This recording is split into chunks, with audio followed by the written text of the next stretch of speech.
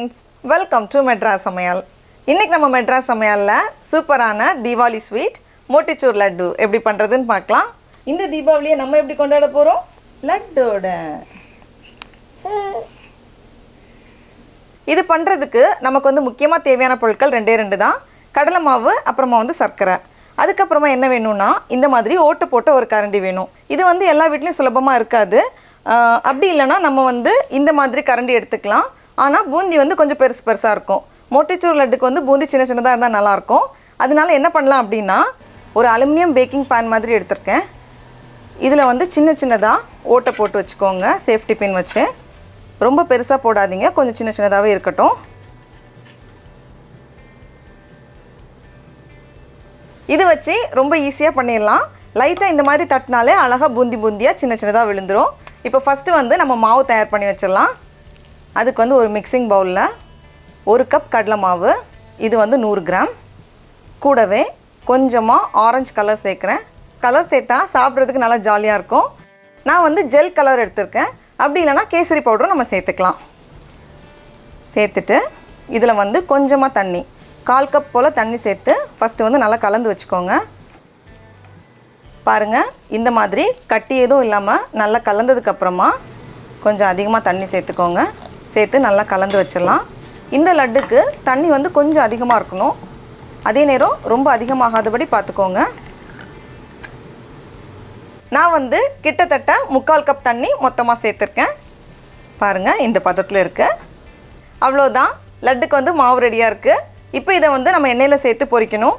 எண்ணெய் வந்து மிதமான சூடோட கொஞ்சம் அதிகமா வச்சுக்கோங்க. ஒரு டிராப் எடுத்து உள்ள போடிங்கனா அது உடனே மேல வரணும். அந்த மாதிரி இருக்கணும்.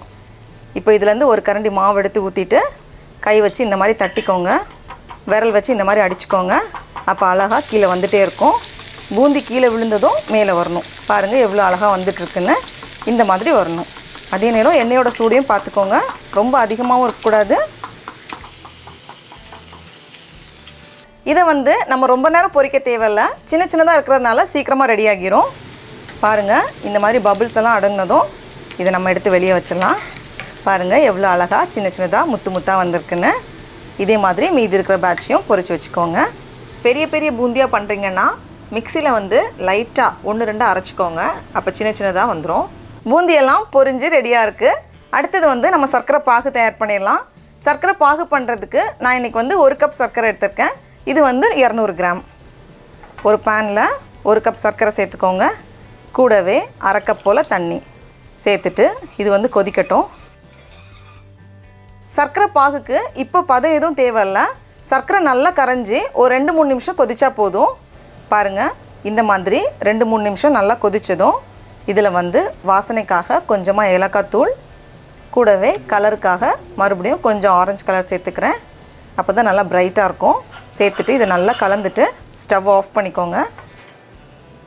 ஸ்டவ் ஆஃப் பண்ணதுக்கு அப்புறமா நம்ம செஞ்சு வச்சிருக்க பூந்தியை உள்ள சேர்த்துட்டு லோ ஹீட் சிம்ல வச்சிட்டு நம்ம வந்து வேக வைக்கணும். கிட்டத்தட்ட 7 ல 8 நிமிஷம் போல ஆகும் எல்லாம் சேர்ந்து வரதுக்கு. இப்போ ஸ்டவ் ஆஃப் பண்ணிட்டு நம்ம பொரிச்சு வச்சிருக்க பூந்தியை உள்ள சேர்த்துக்கோங்க. சேர்த்துட்டு இந்த ஜீராவோட நம்ம கலந்து விட்டுறலாம் ஃபர்ஸ்ட். கலந்ததுக்கு அப்புறமா மறுபடியும் ஸ்டவ் ஆன் பண்ணிக்கோங்க. இப்போ வந்து ரொம்ப சிம்ல வச்சுக்கோங்க. வச்சிட்டு இத வந்து நம்ம வேக வைக்கணும். இப்போ பார்க்கிறதுக்கு சர்க்கரை பாகு நிறைய இருக்கிற மாதிரி தான் இருக்கும். ஒரு 7-8 நிமிஷத்துல பூந்தி வந்து எல்லாத்தையுமே அப்சர்வ் பண்ணிக்கும். இப்போ பாருங்க ஒரு 8 நிமிஷம் போல ஆகிருக்கு சிம்ல. ஜீரா எதுவுமே மீதி இல்ல. எல்லாமே நல்லா சேர்ந்து வந்திருக்கு. இந்த ஸ்டேஜ்ல நான் வந்து கொஞ்சம் முந்திரி பருப்பை உடைச்சு வச்சிருக்கேன். அதை சேர்த்துடலாம். கூடவே 1 டேபிள் ஸ்பூன் நெய். பூந்தியை போட்டு ரொம்ப உடைக்காதீங்க. அப்போ அந்த முத்தா இருக்குறதெல்லாம் கரைஞ்சிரும். எல்லாத்தையும் சேர்த்துட்டு நல்லா கலந்துட்டு நம்ம ஸ்டவ் ஆஃப் பண்ணிட வேண்டியதுதான். ஆஃப் பண்ணிட்டு இத வந்து ஒரு பாத்திரத்துல மாத்தி வச்சுக்கோங்க. கொஞ்சம் ஆறுனதுக்கு அப்புறமா நம்ம வந்து லட்டு பிடிக்கலாம். இருக்கட்டும். இப்போ லைட்டா ஆறியாச்சு. கை வைக்கிற சூடு வந்ததும் அழகா நம்ம லட்டு பிடிச்சிடலாம். இதுல வந்து நமக்கு 12 லட்டு போல கிடைக்கும். கொஞ்சம் பெரிய சைஸ் லட்டுல கொஞ்சமா எடுத்து லைட்டா அமுத்திட்டீங்கன்னா அழகா ஷேப் வந்துரும்.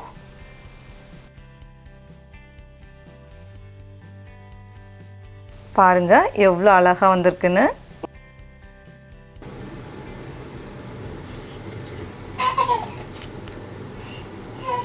இதை இப்போ நான் உடச்சி காமிக்கிறேன் பாருங்கள். எவ்வளோ முத்து முத்தா எவ்வளோ அழகாக இருக்குது பாருங்கள்.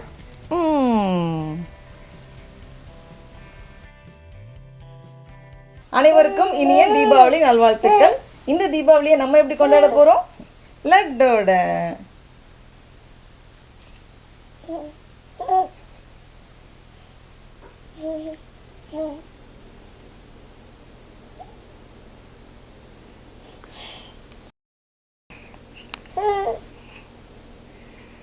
டடா, நம்மளோட சூப்பரான மோட்டிச்சூர் லட்டு ரொம்ப சுலபமாக தயாராகிடுச்சு.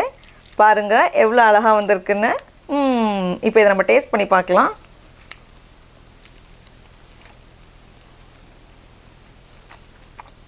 அந்த குட்டி குட்டி பூந்தியெல்லாம் வாயில் போகிறது அழகாக தெரியுது. ரொம்ப நல்லா ரிச்சாக இருக்குது. நீங்களும் கண்டிப்பாக இந்த தீபாவளிக்கு வீட்டில் செஞ்சு பாருங்கள். அனைவருக்கும் இனிய தீப ஒளி திருநாள் நல்வாழ்த்துக்கள். நாவின் சுவை எறும்புகள் மலரட்டும்.